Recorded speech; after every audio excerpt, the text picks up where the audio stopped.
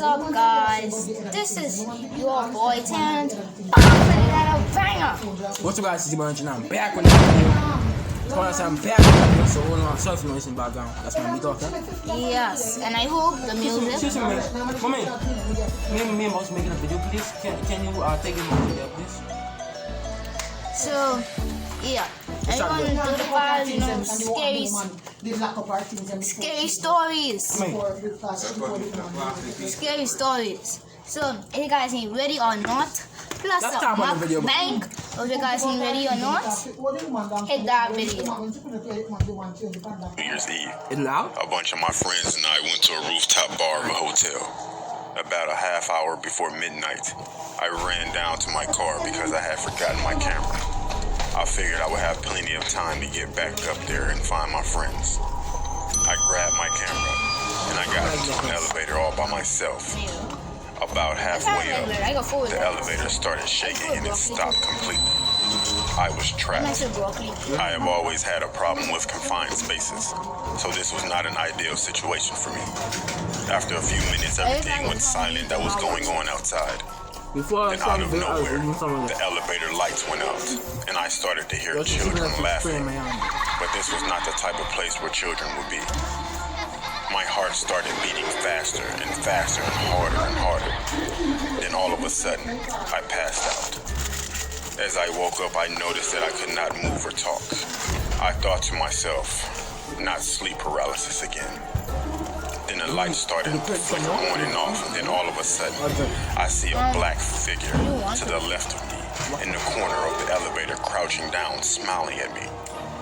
I tried to scream, but nothing would come out. I tried to move, but I couldn't. A guy came over the loudspeaker and told me there was an electrical short, and that he would have me out soon.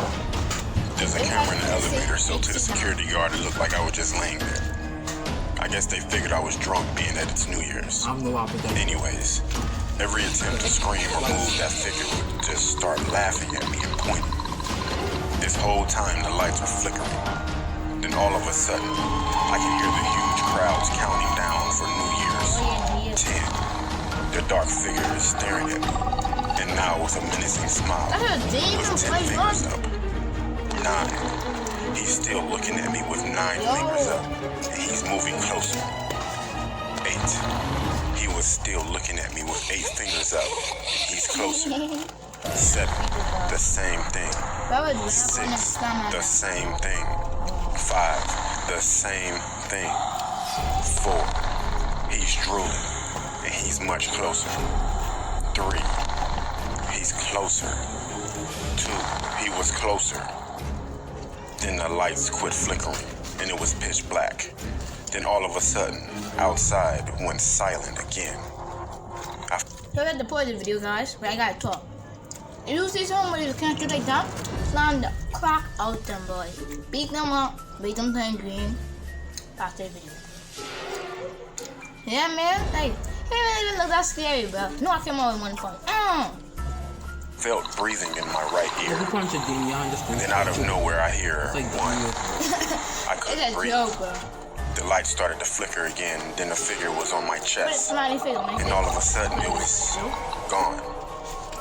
And I can talk and move. That's some creepy vibe. Usually when I have sleep paralysis, something bad happens.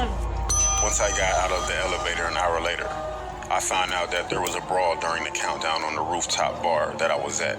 And 4 people were killed by some maniac who was waiting until the end of the countdown to start hacking up people with a machete. Yo. Ever since then, I have not had a sleep paralysis episode. And in Jamaica, that's a famous way to kill someone. I lived in a city in central Ohio that begins with a C and has a big college that I lived near. 11 minutes? I attended a different college than the one I mentioned and made the 20-minute drive from the city to that college.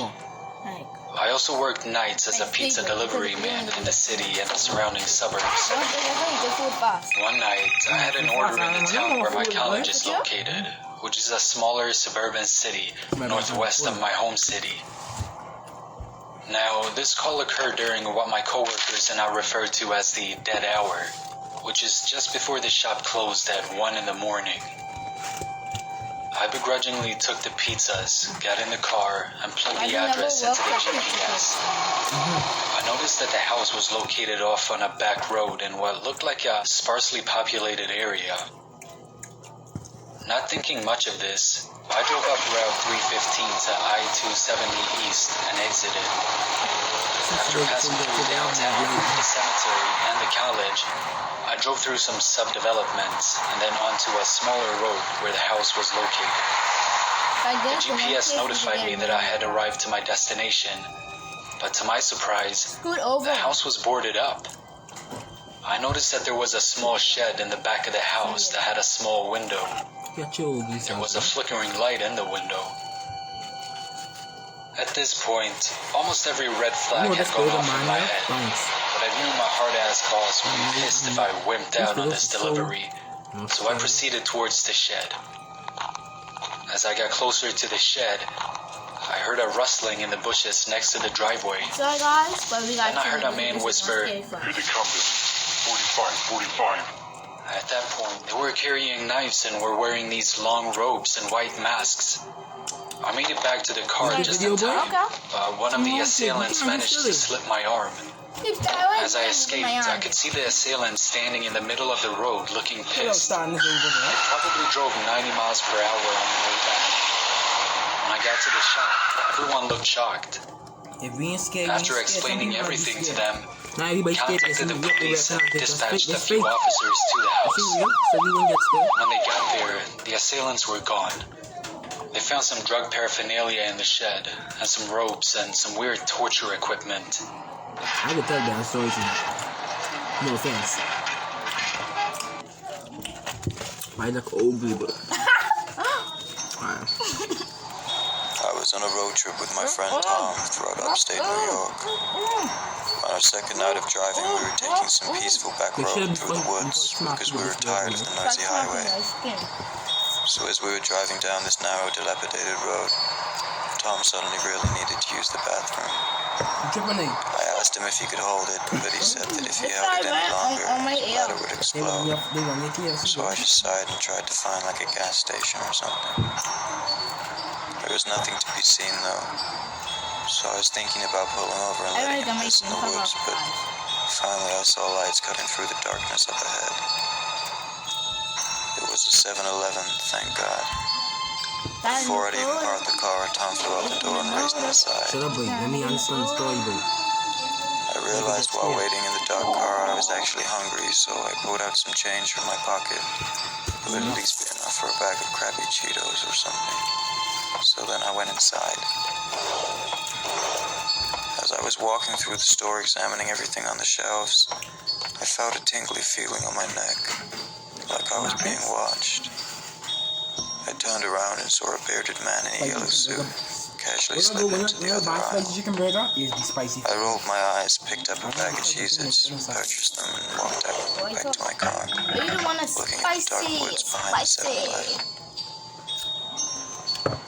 This time I didn't eat salad. Tom had been gone forever, so I texted him and he told me he was just finishing taking a shit, which was classic Tom. I was just crunching on my Cheez-Its when I heard somebody go, "Psst. Psst." I quickly looked around but saw nobody. Over here. Finally, I spotted a man peeking his head around a tree in the dark woods. His face was all dirty, and he had glassy eyes. You bought me a bounce. We stood staring at each other for what seemed like the longest time, until he said, "Come over here." Sound like my boy on the guy knows how you do. Hell no. I got in my car and locked the doors, texting Tom to hurry. Oh, I thought he drive off. I told him there was a creepy weirdo outside the car, and he was all like, I thought he was speaking it. Later on, he walked out the doors and climbed into the car, and I hit the gas to get as far away from that place as possible. As we were driving, I looked back one last time in the rearview mirror and saw 3 cloaked, bulky men standing in the trees surrounding the 7-Eleven. Needless to say, I still have no idea what the hell was going on at that place, nor do I ever want to find out.